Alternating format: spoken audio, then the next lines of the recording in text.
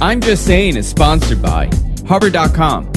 Go to gfu.hubbard.com and get 10% off your entire purchase. FreshBooks. FreshBooks is an easy-to-use online invoicing service that saves you time, gets you paid faster, and makes you look professional. Get started completely for free at freshbooks.com. And by Audible.com. Get a free audiobook by going to audiblepodcast.com/GFQ. Hey everybody, and welcome to I'm Just Saying. At the top of the hour, I'm Andrew Zarian, joined by the birthday boy himself. Yay! Birthday shout out to Lon Blaze. Happy birthday to me. Happy birthday to him. How you feeling today? You know what? If you asked me this question a couple months ago, I would say I felt my age. Yeah. Now I feel like a couple months less. Yeah. I feel like $100, man. Yeah. No, I get really depressed on my birthday. I don't know. Are you like that, I get Joe? depressed on your birthday too. Yeah, It's weird. everybody does. I never used to when I was your age. No, now you do? Yes, now I do. Yeah. Yeah, because now we like double your age, man. It's like Yeah. it sucks. When I was your age, I did not get depressed. Well, you guys are, young enough to be my parents. We would look at people our age and go, "How sad." How Yes, sad for exactly. them. Yeah. Look at the creepy old guy. I'm like the creepy old guy He now, is the Andrew. creepy old Oh, guy. get in there. No, but you're young. You're hip. You two are hip. We're You're hip not replacement. Try. hip replacement. We enjoy the young people. Special guest tonight on I'm Just Saying. Huge guest. Yes. Yeah. Yes. A blast from Lon's past. Absolutely. Actor. And well someone that known. you have something in common Very with. something in common. We're both from Queens, and it gives me hope that I will be successful being from Queens. And you're And both he's former students of his. Former student David Krumholtz. Yes. The actor. Yes, the actor. Very well-known actor. Extremely. We're not talking about a guy that's done, No, small David things. is Huge things. People He David just has know finished done doing huge 5 things. years of Numbers? He's numbers the star of Numbers. Yeah, which I was a big fan of Numbers. Yes, David played the younger brother, the one who is the math genius. The math genius, yeah. And I have to ask him about this. It's very interesting because his name in Numbers is Charlie. Mm-hmm. The name of the very first character he played on Broadway was Charlie. and That's in both And in both places, he was Judd Hirsch's son. That's interesting. Yeah. And I have to ask him if that had something to do with his Joe's the also got a show. bone to pick with him. I do Oh. have a bone to pick with him. Yeah, With but David? Yes. but we'll talk about it. We'll talk about it when we Are you speak gonna to him. yell at him like one of my guests at my party? Yeah. there you go. Yes. Yes, I will yell at him. Absolutely. I love that. I want peace, and everybody knows how I don't like confrontation. And the first thing I see is Joanna screaming at this guy that I haven't seen in like 5-6 years. He deserved it. Because Thai prostitutes are doing it for fun. They're doing it Yes. because they like to do it, Joe. They do. Yes, You know. of course. And because they like him. Yeah, they So like. much. Long love time. him, long time. They, Long they like time, they I love him understand. long time. There you go. So, what are you doing for your birthday? Are you doing anything? I'm not doing anything special. Reaching it is the really big thing. Living And to it is kind of I think I'm gonna kind of like celebrate the true birthday at our party, Yeah. and I think our party is gonna be insanely big. Well, tomorrow is. Tomorrow's the actual. tomorrow the is actual- officially Tomorrow's his the actual birthday, yes, so the you 28th. can call and write letters and All send me right. flowers. I love flowers. So, on your birthday, what do you think proper birthday etiquette is? What should people do on your birthday? Should they email you? Should they call you? Text message you? What is proper birthday etiquette? Because I have a gripe with this. Of course you If do. I know you, if we're a No relative, kidding. if we're blood, right? Like not blood, but we're family. Yes. See, that agrees with me too. Whatever that was. I don't think a text message is appropriate. I think if we've been friends for 15, 20 years, I don't think a text message is appropriate. I think Okay, here's the line of delineation. Yeah, that's probably If you true. know me, if you know my first name, yeah.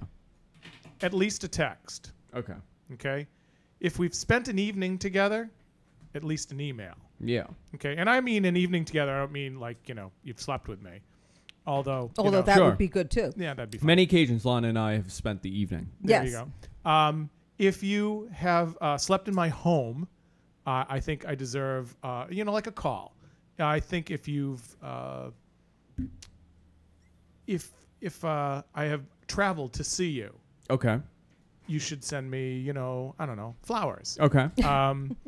And if you really, really love me, what you do is you would make a donation to one of my causes. I'll go with that. This is where it gets tricky because I got a lot of, of course I get a ton of birthday messages and everybody does the standard thing where they go on your Facebook and they go, right, happy birthday. I've seen you once in the last 15 years, so happy birthday. And then one of your good friends puts the same exact happy birthday on there. I think that's fine that they're doing it, but I think there needs to be a follow-up happy birthday message. From the 15-year gap guy or the... No, from the good friend. Okay. I don't think it's the same level. With a friend, I expect it, with a good friend, I expect at least like, Joe writes a short novel in cards. Do you really? Oh, I yeah, do. she do. I do, but I only do that for a few people. She harkens back. Yes, I only do that for a few people.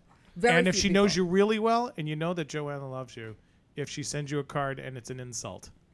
Oh, and it's, yeah. Oh, yes. yeah. Yes. One of the first cards... I've been insulted by One of the Joe first sometimes. cards Joanna ever gave me was a picture. On the cover was a picture of two dirt-encrusted hands lifting a stone tablet out of the ground with ancient carvings in it. And you open it up, it says, hey, they found your birth certificate. Brilliant. He was like really offended. Yeah. Oh, I was totally offended. He was totally offended. Now I'd be like, that's about right. He used to be such a little snot rag. Oh my God. Oh, I did. He was It's not the New York thing, though. But It's she not used the to New be- York He thing. had such a stick up his butt. Yeah, but I'm like that. I swear. Yeah. It's kind of true. Yeah. But we're working hard on the party. So I think the Dance Plague party is going to be huge. You should see the gazebo. Oh, the gazebo is beautiful. almost looks beautiful. We've done the backyard, as nice as it was, twice as nice now. Really? So you got it done? Because I saw you were looking for help on Facebook. It's not done. It's not. Oh no. Are you fed up with this, Joe? It's not. Are you fed up with It's lawn? going on outdoors. So honestly, he's been dealing with it more than I have. Outdoors man lawn? Yes. Backyard man. Yes, Backyard man. which man. sounds really bad in a lot of ways. Yes, that's true. Yeah. But you're not Greek. Oh. The person that I've had helping me, who how far do I go into this, Han? He's a 12-stepper ex-con. Okay. Okay. And on Wednesday and Friday. But he's a really nice guy. And when he works like a dog. He works really hard. He but does. on Wednesday and Friday, he completely disappeared off the face of the planet. Oh no. Oh, So yeah. I'm sitting there with tons of, and of course I have made myself available those 2 days to like be his second pair of hands and hold stuff up and everything. And of course I put everything off and got rid of, appointments and everything. Sure, so I could be sure. there. So I'm sitting there twiddling my thumbs doing Gone. nothing. Nobody. So what I did manage to do was scrub down all the teak furniture. So the teak furniture will look good, and no one will ever say anything. So someone who's coming to the party, damn it, look at the furniture and go, damn, Lon, this teak furniture Please looks excellent. Looks compliment great. the cleanliness Compliments of the teak. the damn teak furniture. Thank you. How many people are you expecting? Because we went over this last week, and there weren't too many people that had Word RSVP'd. about We really don't know. Well, it's so hard to know. Anywhere between 25 and 50. Yeah. At this maybe point. 60 at this point. I don't know. Well, it also depends on the weather, right? Yeah. You're hoping for decent weather. Yes, I'm hoping for decent weather. If it's still rain or shine, we'll have it inside if we have to. But a lot of people won't show up. I think for a lot of people, weather is a major excuse. We had somebody, I think it was that Windows 7 party that we had for Microsoft, which you guys came for. yeah, because we come to parties. Yeah. We have somebody that lives very close. I mean, not as close as you, but close. And they said they couldn't come out because of the weather. And I'm thinking, where the hell are you coming from that the weather is such an issue? And it wasn't that bad of a storm. It was raining. And like, oh, no. The storm is so bad. We can't come here. I'm like, you're coming from Great Neck. Yeah. Like, hello. It's one thing you got to take. It's 2 turns. Yeah, two turns. Yeah, It's really- actually get on Northern Boulevard, get off on Northern Boulevard. That's it. Yeah, it's not really tough. I don't know. I guess if the weather's horrible, people get frightened, but there doesn't seem to be a whole lot of rhyme or reason to why people show up. A lot of people show up at one time and not another. I am the worst at that. There will be times like I'll say, I'm coming 100%. I'll help you with it. And then I will not show up. That is not nice. my life. That is not nice. I don't know. I don't know what to tell you. This That's is how I not- roll. That is That is very This is rude. how I roll. I show up to your parties, though. You do. I have no Well, choice. it's because you can That's walk home. true. I am down the block. Exactly. I always fear one day I'm going to turn to you guys. I'm like, oh, no, I can't come. I don't feel good. And I'm going to have Lon and Joe knocking at my door. That's right. And be like, oh, how's everything? We're having a party down there. Oh, you're not feeling well. Okay. That's why you're running around and you're on the air. We brought the party to you. Yes, we will bring the Yeah. part. We would show up at your house in the middle That's of fine. the night. We have done things like that. Have you Yes, really? we Like have. you've done crazy stuff like Oh, what? yes. we have. we followed a guy on a date once We did. because he told us about what he did on dates, and I said that's like the worst sounding date I have ever heard. What does he do? Oh, I think I know this story, but please tell me. But because he I used think to, I know this story. He was very anal, and so he is. He would do the same first date with every date? every date, the same second date, and you could set your clock by him. So what was it? I think I know because when you and I went out This to was a Tequila second- a Sunrise, I second think you date. told me this story. This was the second date. He generally would go to a place, I don't know if you remember it, called the Timepiece Cafe. It was in Rockville Center. No. It was such a nice little place. They had a folk singer, and you could get games, like board games and stuff. Okay. And you could sit and play board games while you listen to music. And they had Funky. fondue. And they had fondue and desserts and coffee, and I think you could get drinks too. Sure. 'Cause, you know. It's not that horrible. No, it's nice because you can talk or whatever. But he took every single date he ever. Right. If he met a Every- girl who said, you know what, I can't stand folk music and Fondue. board games Yeah. and fondue, and he'd take the girl there anyway because that's what he did. But we weren't sure where he was, so he just told us he would be on Merrick Avenue. I think that was it. So we drove down Merrick Avenue and stopped in like every bar restaurant. and restaurant looking for Did you him. eventually find him? No. That's We crazy missed though. him. That's crazy. we missed him by like 15 minutes. Yeah, but that's a nutty But thing wait a to minute. do. then we heard he was having a second date with this girl, so we knew what his second date was. The Was second that date was what was the name of the place? The Glen Island Casino. Yeah. It was like a Lawrence ever heard Welk of it? show, and we were No, like half doesn't the sound age fun. of everyone there. Oh yeah. Where was this? Up like in like White New Plains Rochelle. or something. New New Rochelle. Rochelle. That was it. And it used to be, I'll tell you how bad this was. My mother went there when she was single. To the the Glen Island Casino, Island the Glen Casino. Island Harbor Club in New Rochelle. and I there see it would right now. they had a band and there would be dancing, but it was like going to your spinster aunt's wedding. Or You can something. relive history. Yes, Joe. That's you what it can- says. Oh yeah, you definitely can. We were like, You know who used to be the band leader at the Glen Island Casino? Oh. Ozzie Nelson. Oh boy. yes.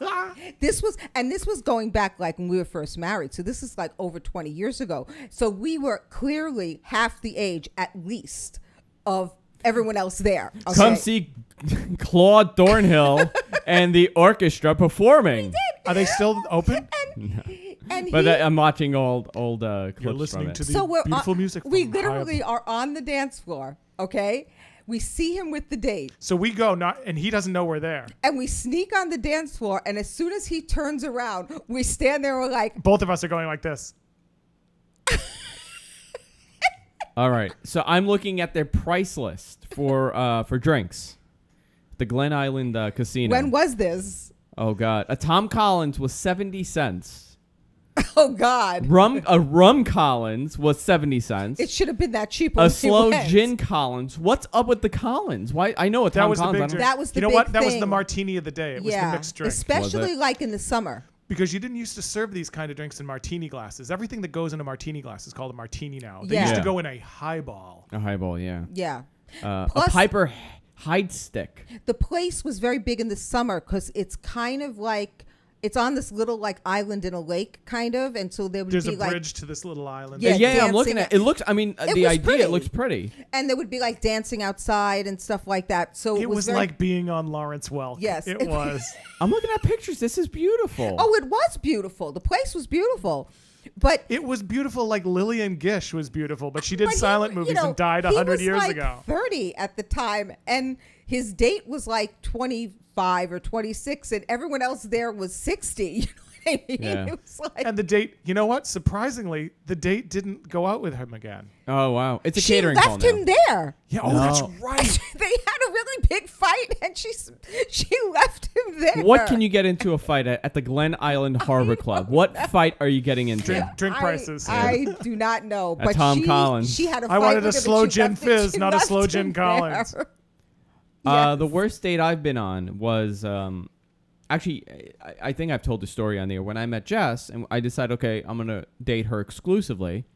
Did she know that? Yeah, no, she knew Oh, that. okay, She knew cool. that. Oh, it's good. I That's used to good. bring the dates to the she- bar she used to bartend at, and I used to sit in the back. Nice. Just to make myself miserable, make everybody around me miserable. So I would go on the date with these girls and sit down with them and tell them the reason why I can no longer see them. And most of the time it was the fact that they didn't get my humor or I didn't think they were smart enough. And I would sit there and tell them what they could improve on. I'm sure they were so grateful. One of them hates me. The other I'm two I never shocked. heard of. But and they go, they go, but we were having a good time. And I would do it just to screw with them because I knew it wasn't serious. But I would sit them down and I'm like, oh, let's have a drink. And I would say, listen, I can no longer see you. I can't see you anymore. They go, why? I'm like, well, I said this joke and you really didn't get it. And I need to be with someone that, I could connect with. And they go, what? We've gone on 2 dates. I'm like, that's why we have to do this now. And I would go in this whole thing about how, like, I would make it so serious where I like screwing with them. Sometimes they got it. Sometimes they didn't. But just to torture myself. And I would take them to the bar that Jess was bartending at. That's Yeah. smart. Yeah. Yeah. So how long were you scoping Jess? We met in February and we were dating in April. Okay, cool. So- Works Yeah. good. I said, this girl's, if she's interested in me, she has to be out of her mind. That is true. Yeah.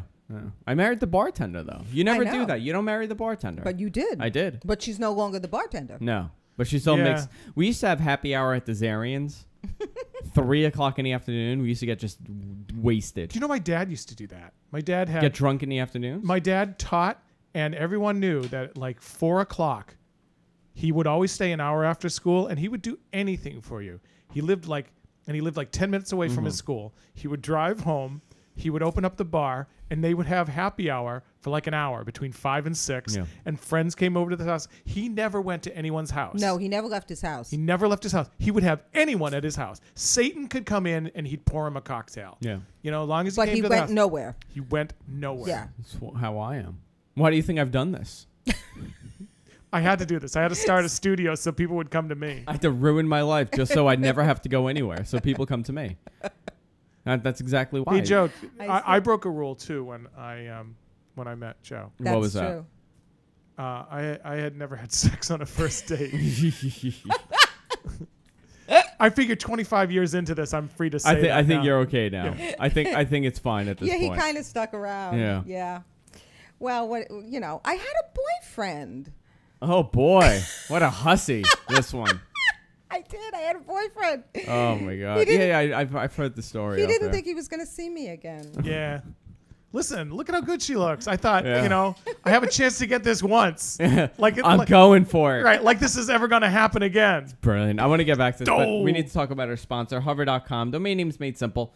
We're still running that contest. It stops. Thursday's the last day for the contest. If you want to win a $200 Visa gift card, all you need to do is go to gfq.hover.com, buy a domain with the promo code GFQ, and you automatically qualify to win that Visa gift card. This is the second time we're doing it. I'm sure we're going to do it again. I'm thinking about doing it once a month, this Very contest, because a lot of people are enjoying it. They're buying domains and discovering the excellence of Harvard.com. You don't have an upsell. You don't have to deal with the constant barrage of emails and phone calls. I got a phone call from one of the companies telling me that my domain was expiring a month later. I don't know So- if it's because it's my birthday, but I want to start a Lon Blaze birthday domain, I think. LonBlazeBirthday.com. Yeah. You there should go. do it. You should do it. And you could enter to win a $200 Visa gift card. Well, you can't Yeah, I because you can't. work here, but Right. one of the viewers can. Go to gfq.hover.com. Get 10% off your entire purchase. That's Yay. hover.com. I don't know. Dating is a bizarre thing. It's just uncomfortable. It just, the whole thing. I love dating. No. She was like a She was a serial dater. She really loved. She love loved dating. the whole date thing, man. I She did. loved that stuff. I did. By the way, David Krumholtz is calling in about a couple minutes. Yes. Oh, the very actor, cool. The actor, David Krumholtz. a man from Queens, That's right. gives me hope. From Get out Forest of this Hills, place. right? Was Forest Hills Absolute- or Jackson Heights? Forest No, Hills. Forest Forest Hills. Hills. Forest Hills. Because he was in the other school that I taught in. Yeah. Oh, he was there. Yeah. Yeah. Not at not at 67. Right. Actually, there's a guy that was an actor at 67. Do you remember a kid? My age. Yeah. Whatever happened He used to to go toe to toe with David all the time for Because auditions. they were both the same age and No, same type. no, because David's older than me. The kid that I know was my age. Okay. No, then it's not the same Then it's person. a different kid. Yeah. Yeah. Because apparently, I don't know what this kid did afterwards. I don't even remember his name. He was like a No. little kid, though. This the kid we're talking about is about the same age as David. They would go toe to toe for roles. Really? Yeah. And what is he doing now? I don't know. He's bounced around. I've He seen him. bounces around. I occasionally see him, but he hasn't had the career David has had. It's a tough gig. It's a very tough I mean, you gig. two know. Acting is just... It's a very tough gig. I talked to David today in prepping for coming on here, and I said to David that basically I think of David as my kid because he's done like every parent done. He's done everything that I ever wanted to do in my life. He's gone on and done it. It's a tough gig. I mean, but I always wonder what separates, there are plenty of unbelievable actors out there that never get recognized for anything and they never get picked up for I a think role. So how sometimes- do you, is it luck? I how think do you, it's it's combination. both. It's a I think it's combination. both. because you're still doing the auditions and stuff, right, Joe? But I didn't start. At 13, like I David did. did. It's 13, like David did. I think it's Who? David. Oh, Oh, he's gonna have something to say. Hey, David. Hey, Hey, David, how you doing? hey! Let me pull How's it David. going? Let me get David on the screen the here. hair here. Let's capture this. There Yeah, we go. I gotta fix mine too. There we go. David, we were just talking about how difficult it is. It must be an extremely difficult thing to start off as an actor. And I was asking Joanna and Lon, what separates certain people from others when they're acting? How I'm sure there are some unbelievable actors out there that never get recognized for their talent. So what separates certain people? Well, I think there are probably more actors. I'm just trying to find a spot that's fuck. Yeah, whatever you want. You look fine. You look great. Thanks. Did you get rid of all your long hair? I'm certain that there are more actors that are talented. There you go. That's what I'm trying to do. It's hard. It's like looking in the mirror. Okay, there you go. It's not looking good today, folks. I'm certain there are more actors that are talented and not working than there are untalented actors Sure. that work. Sure. I'm certain of that. Well, But, and sorry, go on. the acting union has at any one time like 95% unemployment. I think that's generous. I think it's more like 98. Right. And what separates a working actor from a non-working actor who's just as talented? Luck. Yeah. Honestly, it's just luck. And work begets work. Once That's you get true. rolling, they usually, if you're a nice enough guy, So David, Well, I Dave- was going to in the say, business. one thing I should say about David, though, is that people in the industry that know him or know of him, David has a very good reputation. he's Johnny on the spot, man. He really is. Yes. David has a very good reputation as being Come on. I know.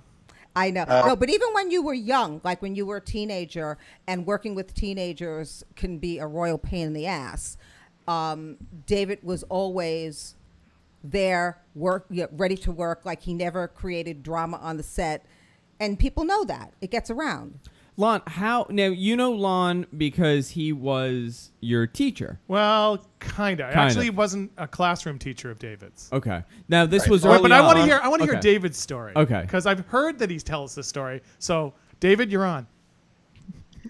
Lon was the director of, he was sort of, there wasn't a drama department, but there was every year the junior high school I went to, Halsey Junior High School, on well, I don't know where it is, but Rego Park. Well, every it year was they in do Rego every year they do they did a play, and Lon was the director of that year's play, which was Bye Bye Birdie, and he cast me, and you know, one day the way it works, I guess, with open calls is that they go, at least in New York, is they go to schools and they hand out flyers to teachers and they say, hey, if you have a kid that kind of looks like this and you think is funny or charismatic or interesting at all, you know, send them down. I had You know, no we idea. cast Yeah. them in this thing. I had no idea they do that. Have they done that a lot to you, Lon? They came into 67 every once in a while. Okay, I had no idea. So Lon alerted me to this audition for this Broadway play called Conversations with My Father, which was written by Herb Gardner, and you know, I on a fluke I sort of went down there. I had kind of been interested in acting, sort of, but the key was that I looked like Judd Hirsch, who was going to play the father in Conversations with My Father, and another friend of mine, a kid named Billy Eichner, who's now a very successful stand-up Is he in really? New York, who I've recently gotten in contact with. What's that? I didn't realize that. Oh yeah, you got to check him out on YouTube. I YouTube did not realize Billy that. Eichner. He's amazing. Wow. He's crazy funny. Billy, Oh, cool. Billy Yeah, Eichner. and he's on Twitter, and he's brilliant. Oh, okay. Billy Anyway. Eichner. Billy Eichner played the part that Dick Van Dyke played. He actually played the lead. Okay. David played the kid brother. Okay. Right. Because I you were played only Randolph McAfee. Yeah, weren't you only like in 7th grade at the time? Yeah. Yes, Because some of them were 9th graders, so he was young. I And- believe it and was small. 7th, yeah. So yeah, and then I just went in and I auditioned like 6 or 7 times, and you know, it was just crazy. It kept getting crazier because, you know, I kept getting called in, and there were less and less kids each time. Yeah. And Very honestly, I you know, thought David was going to go to an audition and get an audition experience. That's Oh, really what I thought. that's what you thought. as did I. Yeah. That's what I thought as well. And you know, it's the luckiest thing that's ever happened to me, obviously. David is And, the reason that I ever appeared in, you know, when you get the playbills. Yeah. My name has appeared in a playbill. I can check that off my bucket list. Yes. Because David thanked me in his program. Oh, that's amazing. And he invited us to the What? opening night party of Conversations with My Father, which Oh, that's was very great. nice of him. Yeah. See, I kind of have a similar story. Lon, I met up with Lon after a couple of years of not seeing him. This is about 2.5 years ago, almost 3 years now. And we met up at Tequila Sunrise on Bell Boulevard. Right after I had finished biking across the country. Yeah, right after you finished. And we were talking about what we want to do. And you were talking about how this is something, you know, you're talking about your bucket list. And you asked me, like, what is something that you've always wanted to do? And I said, well, I've always wanted to be on the radio. And he goes, well, why aren't you doing it? And I said, I don't know. Let's work. And he goes, why don't you just do it on your own? You could do something on the internet. And I ended up doing this. And I thank Lon for ruining my life. There you go. He single-handedly ruined my life. Jessica Yeah. thanks him too. You Lon's, sing- Lon's a very inspiring man, and I remember distinctly that he was all about doing something wonderfully creative. And there was no, you know, sometimes you do these school plays and like, you know, it's like a teacher is teaching you how to do the play, and Yeah. it's not really a creatively enriching or enlightening experience. But I remember Lon really bleeding for it and living. Yeah. Oh yeah. Well, it was my first year, and I was really trying to impress. I was not. That not- what, I remember Lon fighting to paint the theater room, the room that you were teaching in the basement Yeah. in 67, painted eggplant. Yeah. You were fighting them to paint it eggplant. And you Yes. finally got it painted, and then they moved you out of that room and put you Yes. Yeah. in the chorus room. I Yeah. remember that. Yeah. David, that experience was for us a nightmare. Painting it eggplant? No, Bye Bye Birdie. Bye Bye Bye Bye Birdie. Birdie. It was a nightmare. With possible exception of yourself, you were not a nightmare, but most of the kids were. Well, it has to be tough, right? Right. I mean, David has to stand out because you found a passion for this, where a lot of kids are doing it for whatever strange reason they're doing it. Oh, They're not doing please. it because they enjoy doing it. We used to have we had to hunt some of them down at intermission because they were getting high. You know. No. Oh yeah. David, though, I gotta say, when David walked in, I said, he reminds me of Billy Crystal, like at 13. That's what it felt like to me, because he would just move an eyebrow and people would laugh. You know, my theater experience, Lon, I was in 5th grade. I was Mr. Wiener in the Rats of Hamlin. Mr. A Wiener. rendition of the Pied Piper of David's Hamlin. always wanted to play that role too. Yeah, I played Mr. Wiener, and my line was, "I'm tired of these silly proclamations." That was it. That was it? That was it. They wouldn't. Is that the way you did it? Just like that. Genius. Genius, right? Genius. David, I have to say, for some time now, I've kind of had a bone to pick with you. Oh, here it goes. Well, before you pick the bone, I just want to say 2 things. I'm happy to see you both. I don't want any confrontation or trouble. You're welcome to slam me if you want. No, and happy birthday, Lon. Thank you. It's crazy. Okay, Here it go comes, ahead. Joe. Go ahead, but pick the bone. I will pick the bone. You murdered that nice Kellie Martin on ER. I've been angry at you ever since. Yeah, do you want to hear some cool stories about that? Go I ahead. would love to. So I auditioned for the part, got it, went in and like the first day of shooting, Kellie Martin comes up to me and she says, "Hey, I got to tell you something. I just found out about this yesterday.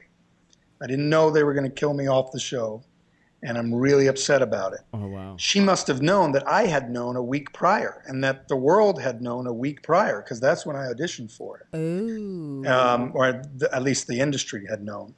So she was really devastated. Oh, wow. And so it was sad. I had to be really sensitive to her. I mean, she was being kicked off, the #1 show on television at the time. Yeah. But she was really, really nice about it in the end. And it's funny, man. I didn't realize how scary it was. When I watched it, I thought it was funny. To see myself as like a crazy person. No, you were scary. You were scary. Yeah, and then I showed it to my friend because I was proud of it. I showed it to my friend who's an amazing actor from the Bronx, actually, a guy named Kevin Corrigan. He's been in a bunch of stuff. He's a really amazing actor. And I showed it to him, and his only response was, "David, you shouldn't do that to people." meaning like I shouldn't scare the crap out of people. You But I really were didn't intend scary. to. Yeah, Yeah, you really were. You killed someone on. Didn't you, on Law and Order too? Didn't you?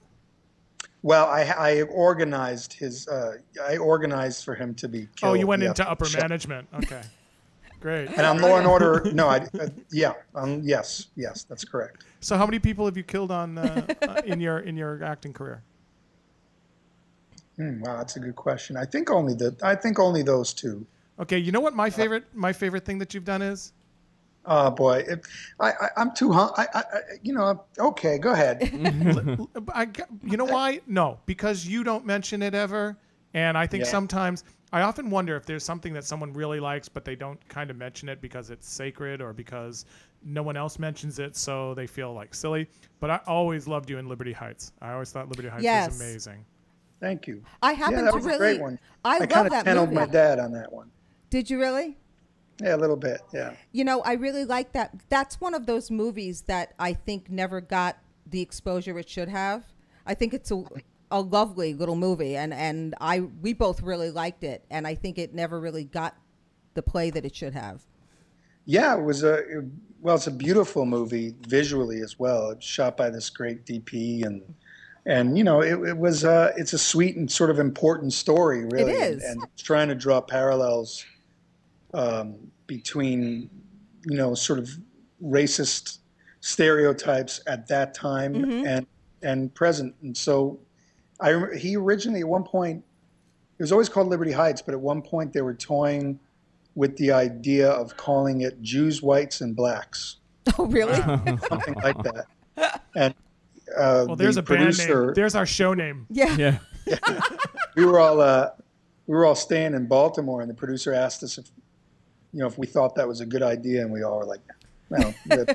Now, David, Liberty what I Heights want? sounds better. You know what I want to know, and I used to watch Numbers nearly every week. How much homework did you have to do for that role? Because you played a mathematician that's a genius, and you're solving the crimes.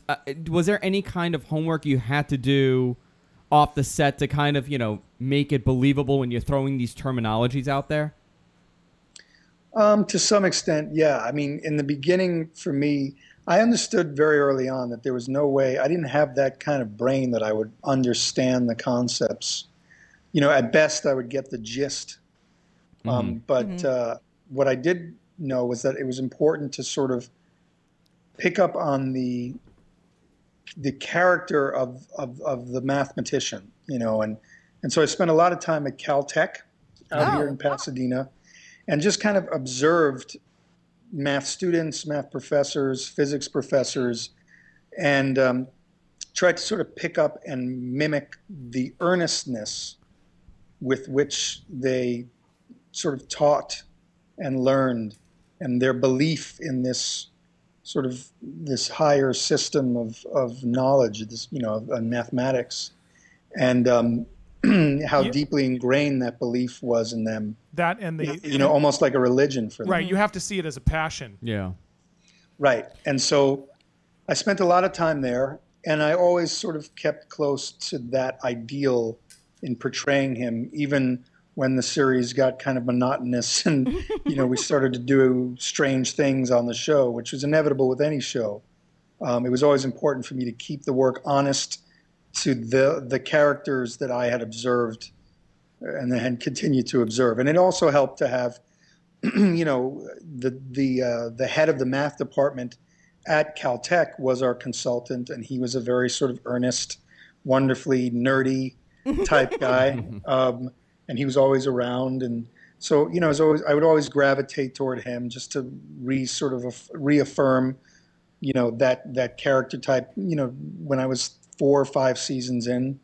But in terms of understanding the concepts, I found that it was better not to understand the concepts, and I'll tell you why. Because that's interesting. You know, I wouldn't memorize my dialogue. It was too difficult, so I'd wait till the last minute.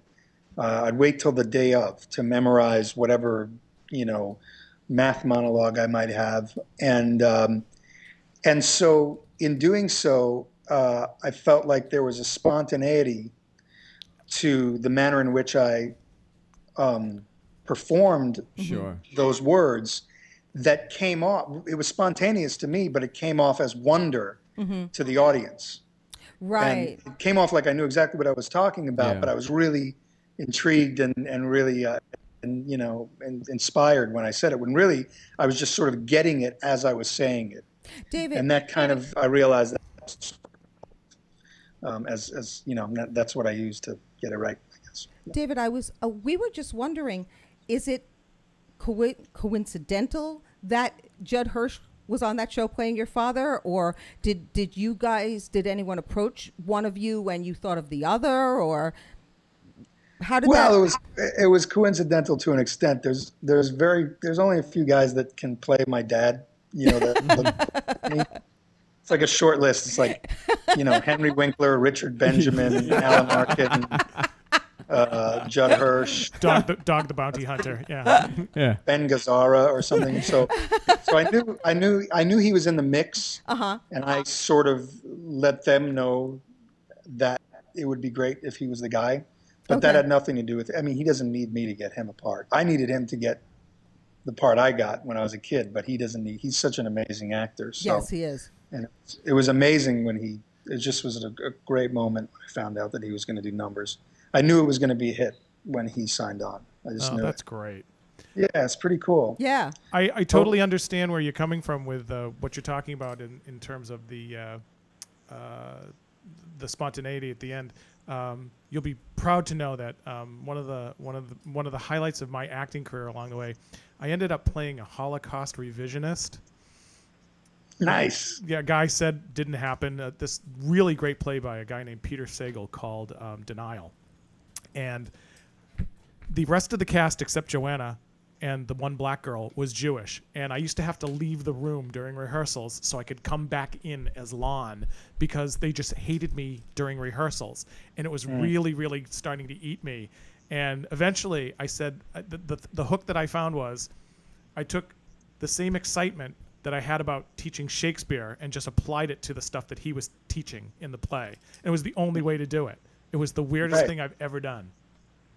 I think that's great. I mean, especially if you're playing a deplorable character, you got to sort of find, if you're not a deplorable person, which, Lon, you're definitely not, you got to find some. And to make the guy not deplorable, to sort because of mimic. very few people sit there and actually wring their hands like Mr. Burns, Well, that's right. Yeah, that's after you did your one, shirt is somebody hilarious, by the way. Yeah, I love that. Yeah, he was wondering if awesome. people would notice. Yeah, That's that was a excellent. gift from a friend. Excellent. I wanted to ask, what is the most difficult part of being an actor? And I ask Lon and Joanna this all the time, and they give me different answers. But for you, as it's something that you've found either irritating or something you've struggled with, what is that aspect of being an actor that's extremely difficult for you? Well, there's a difference between being an actor and being a professional actor. Mm-hmm. There's a big difference. That's true. And there are stresses that come along with both. But, being an actor, period, is a pretty wonderful experience because it's just you and your instrument and your voice and your essence. Sometimes, though, you have to delve into some pain. And, that's always kind of difficult. And there's something that comes with being an actor. There's a greater access to emotionality and sensitivity that kind of plays roles in your life outside of acting that have to be dealt with somehow, coped with somehow. In terms of being a professional actor is probably the most annoying thing in the world. I mean, it really is, because you're selling your soul each time you're out there auditioning, trying to get a job. There are very few people that are willing to understand that. And then there's this sort of school of hard knocks vibe that you get where it's like, too bad, so sad, that's what you chose to do. For me in particular, I never really chose to be an actor. I kind of got lucky. So there was a period of time where I had to sort of look myself in the mirror and decide if I wanted to keep going. Because, what we hear is true about Hollywood, that there are phonies and, there are a-holes and there are people who have no business being involved in a creative field that have power over you. Right. So, there's a lot of that can be very aggravating. And in general, just being out of work, going from job to job, I've been incredibly fortunate to not have to deal with that too much in my career. And it's incredible because, you really, acting is a high, just like any other high. And in the way that it's a high, it's a way to escape pain. It's a way to distract yourself from pain. And that's true. That is true. Yeah, it's absolutely true. And so when you're not acting, when you're trying to get a job, you're sitting with the pain, and that can be very uncomfortable. It's good for you, but it can be very, very uncomfortable. And so I truly admire actors who stick with it after, years of not working or whatever it is. I'm not sure I could ever do that. I'm spoiled to the point now where, I'm out of work for 3 months and I'm ready to throw myself off a bridge, Yeah, your resume is incredible. I mean, you really went from one thing to another most of the time. You really did. Well, I'm a lucky guy. I'll be honest with you. This past year has been really interesting because, I'm coming off a 6-year run on a series, which was like, it was just like a vortex, a wonderful vortex. And I calculated that I've worked 14 days total out of the last 10 months. Wow. Oh, wow. And so, this has been one of the longest periods of not doing anything that I've had in a very long time. And, it's been tough. It's been tough. Are you getting pigeonholed as the math genius? Is that the only roles you're being offered now? No, thank goodness. For a second there, it was always like the tech guy, and I just won't audition for those roles because I'm trying to not do that. You're Not in cover a the new, same ground. you're in a new I'm series. kind of typecast as a Jew, but Well, yeah, I mean, you're in Harold and Kumar, and they're doing a new one, and you're Goldstein in there, so. But I could play an Armenian, couldn't I? I get very easily. Very easily. Very easily. That's why I shave the head, because this way I can play anything. Yeah, you could play. Except maybe Goldilocks. You could play a gangster. You could play a gangster, a bruiser of some sort. I just got cast as a Russian gangster. I'm going to wear the tracksuit and the Italian loafers. You and the look gold great chains. in that. Yeah. You have the tattoo, so it works. Yeah. If the funding You could for also the film just ever as gets easily off the ground. play a professor, or the head looks good. I don't know. Yeah, I don't think there are many roles that I could play. Everyone gives me compliments on the head, but you have to know that it's a big risk. I didn't know that it was good until I shaved it. So I had a collection of hats and bandanas all ready to go, but I was pretty good. I think it looks good. I've toyed with the idea of shaving my head, but I realized I'd look a lot like Nosferatu. Hey, David. Probably not good for my head. I personally liked your hair long. Yeah, I loved it. Well, I'm having a bad hair moment today, but it's not bad short. I like long, but it was Joe a pain has in a thing pain for in the long ass. hair. I don't know how you women do it. It's a pain in the ass. I have a thing for guys with long hair. I do. Which is why I shave my head, obviously. Right. My ears would get hot. I did it. I shaved it when I crossed the country on the bike because it was just cooler and less maintenance. I don't think that could ever happen. And with then me. my acting coach said, "Just keep this. This is a whole set of new roles for you." So cool. That's awesome, man. David, when did you go from being in your opinion, when did you go from being David Krumholtz to like David Krumholtz in quotations, like that guy that gets recognized? When for you? When did you know that you kind of made it? That you were the actor finally? At what point?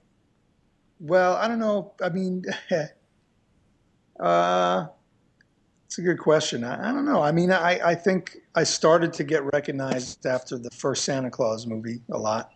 Yeah. I felt like I had earned some respect as an actor after a movie I did called Sidewalks of New York. But I mean, some respect from others, and I think I've only recently developed an iota of respect for myself as an actor, to be honest. But David, you go down the list. You go down the list. It takes a long time. You're your own worst critic all the time. I mean, look at it. 10 Things I Hate About You, Freaks and Geeks, which was an amazing series. The list goes on and on. I only did one episode, but thank you. I'll take credit for the whole series. Yeah, but you know what's funny? I was talking to one of the guys that does production for us, and I said, I said your name to him, and he goes, "Oh, he was in Freaks and Geeks." Yeah, he knew you from that, and it's so funny. I'm like, Harold and Kumar. Let's go down the list. You were in so many great things, and he goes, "No, Freaks and Geeks." That's what I remember him from. My little fuzzy Jewish face has been practically sewn into the great American pop culture quilt. Yes, it has. Well, I remember they constantly ran the commercial for the slums of Beverly Hills with you singing in your underwear. And I proudly said, I knew know that. him. I know him. Yep. You know what's funny is I look back on that movie now, and I can't believe I was that naked in that movie. I am naked throughout that entire movie. You and are. I was so high. I don't know what I was smoking, but I'm not sure I would do that now. Now, you said you've gone 10 months. You've just got a new series, though, right? Yes. Tell me about it. What's up? Yeah, it's pretty crazy, man. It's pretty good. I need to work, so it's a good thing. I got a show called, it's called The Playboy Club. It's going to be on NBC. It premieres September 19th, Monday nights at 10 p.m. And it's right after our show. That's right. That's right. It's set, so maybe I'll come back on September 19th and do this again. Absolutely. That'd be great. super. Or sooner. There you go. That'd be super. But if you're ever in Queens, you're welcome here. You know that. And at the house. Do you come out to Queens at all? my mom and dad still live in, yeah. Oh, sure. Oh, do they? I own the apartment that I grew up in the Continental Building in Forest Hills. See, and across from the Ridgewood Bank. And my dad lives across the street from Yellowstone Park off of Yellowstone Boulevard. So they're still Yeah, there. I'm there all the time. Oh, wow. Very cool. Yeah, you're welcome Yeah. here, man. If you want to come, is the it's about the Playboy Club in its glory days? Like, what's 1963. I was going to say, I thought so. From looking at it, it looked period. Yeah, 1963 at the first Playboy Club in Chicago. And I play the manager of the club. And there's lots of goings on, including some not so savory goings on. Of course. And it's really about sort of the turmoil of those times and that city and that particular world. Wow, and it's really cool. kind of told more from the bunny's perspective, which is really interesting. I play the sort of put upon curmudgeon-y,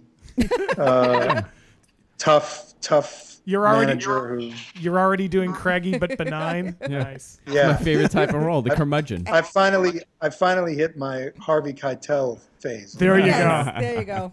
My Rod Steiger, if you will. There you go. From your mouth to God's ears. Yeah. Listen, David, thank you so much. I'm glad to see you. I'm so glad that you're doing I'm well. glad to see you and talk to you twice today. And it's just, I'm very humbled that you're a great guy. And so are you, Joanna. You're a great guy. You're a great guy too, Joanna. You're a great guy, too. And listen, I know it's a year, but congratulations on your marriage. Oh, thank you very much. It's a work in progress. Yeah, we know. We're still working on it. We're still working on we don't it. have kids. We say we're still raising each other. So. Excellent, David. Thank you so much for coming on. I really appreciate it, and it gives me hope Thanks, that I Andrew. could be You got it. successful in There you Queens one go. day. Thanks, David. It's a Bye, pleasure to David. meet you. And all right, bye. Bye. Talk to you soon, I hope. Excellent. Great guy. Isn't he? Such a good guy. He's a nice He's the guy. nicest guy in the world. The nicest guy in the world. He really is. Yeah, he's a really nice guy. See, And I think that's why he gets to work. reputation he has. Yeah. Bring the mic. You're Oh, off. sorry. Yeah. That's the reputation he has in that whenever I speak to someone about him, Yeah. that knows the business, anybody who knows of him, he has that reputation. Well, it's a rarity. Right, It really which is why people want to keep working with He's him. beautiful. Don't ever change, David. Don't ever change.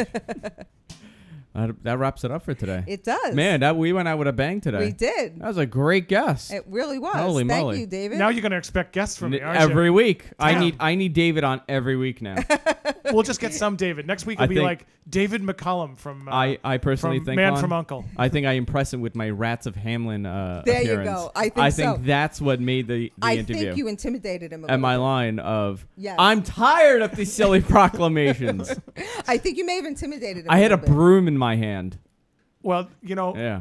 someone who can use props. Yeah. is There you like- go. Yeah. Absolutely. I never showed up for the second one. Are you Yeah, serious? I did the afternoon show. I never showed up. I was like, I have a vital role in this stupid thing. You are Just such one a pain. stupid line. I refused to show up. I You was are tired. 8 o'clock? I'm so sorry. Excuse me, Joe. I'm I sorry. had Nintendo to play on a Friday, expecting too much of me. Non-paying gig. Yes. What could we Yeah. ask for? Yeah. Lovely. Thank you, guys. Thank We'll you. see you all next week, and I'm just saying. Good night, night. everybody. Good night, Bye. all.